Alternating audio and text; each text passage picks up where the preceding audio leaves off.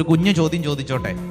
ചോദ്യം ഇതാണ്: ജീവിതത്തിൽ എപ്പോഴെങ്കിലുമൊക്കെ കരഞ്ഞിട്ടുള്ളവർ കൈപൊക്കുക.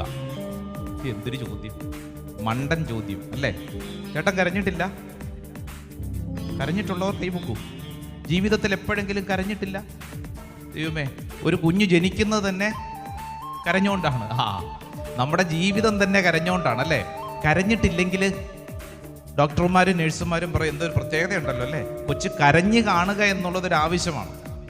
ഒരു മനുഷ്യ ജീവിതത്തിൻ്റെ മർമ്മം എന്ന് പറയുന്നത് വിശുദ്ധ ഗ്രന്ഥം പറയുകയാണ് കരച്ചിലാണ്. എല്ലാ ദിവസവും കരയുന്നവർ കൈ പൊക്കണ്ട.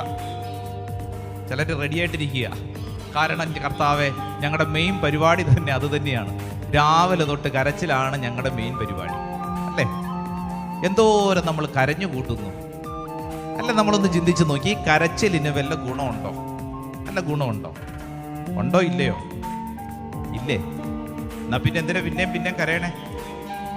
ഈ പോട്ട ആശ്രമത്തിൻ്റെ വലിയൊരു പ്രത്യേകത, ഈ മണ്ണിൽ ഒരുപക്ഷെ എത്രയോ അനേകരായിരങ്ങളുടെ പതിനായിരങ്ങളുടെ കണ്ണുനീർ തുള്ളി വീണിട്ടുള്ളൊരു ഇടമാണ് ഈ പോട്ട ആശ്രമത്തിൻ്റെ വലിയൊരു പ്രത്യേകത. കാരണം എന്താ? ജീവിതത്തിൻ്റെ നിസ്സഹായതയുടെ നടുവിൽ നമ്മൾ എപ്പോഴാണ് കരയുന്നത്? ഇനി എന്തു ചെയ്യണമെന്നറിയാതെ, നമ്മുടെ കൈപ്പിടിയിൽ ഒതുങ്ങാതെ, ജീവിതത്തിൽ അങ്ങേയറ്റം ഭാരപ്പെട്ടിരിക്കുമ്പോൾ നമ്മുടെ കണ്ണിൽ നിന്ന് കണ്ണുനീര് വരും.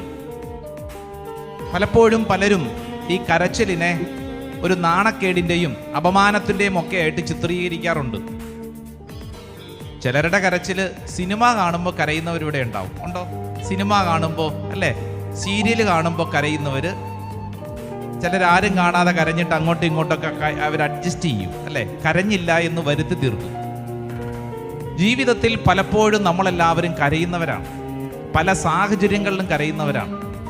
ഇന്ന് ഇവിടെ ഈ ശുശ്രൂഷയിൽ പങ്കെടുക്കുന്ന ഓരോരുത്തരും, പ്രത്യേകിച്ച് കരയാൻ ആഗ്രഹിക്കുന്നവരും, ജീവിതത്തിൽ ഏതെങ്കിലും സാഹചര്യത്തിൽ കരഞ്ഞുകൊണ്ടിരിക്കുന്നവരും, ഇപ്പം കരയുമെന്നും കരുതി ആരെങ്കിലും ഇരിക്കുന്നുണ്ടെങ്കിലും നിങ്ങളൊരു കാര്യം ശ്രദ്ധിക്കണമെന്ന് തിരുവചനം നമ്മളെ പഠിപ്പിക്കാൻ പോവാണ്. നമുക്കിതൊന്ന് ഏറ്റുപറഞ്ഞ് പ്രാർത്ഥിച്ചാലോ?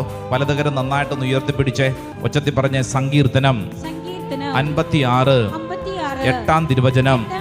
അവിടുന്ന് എൻ്റെ അലച്ചിലുകൾ എണ്ണീട്ടുണ്ട്, എൻ്റെ കണ്ണീർ കണങ്ങൾ അങ്ങ് കുപ്പിയിൽ ശേഖരിച്ചിട്ടുണ്ട്, അവ അങ്ങയുടെ ഗ്രന്ഥത്തിലുണ്ടല്ലോ. ഹല്ലേലൂയ.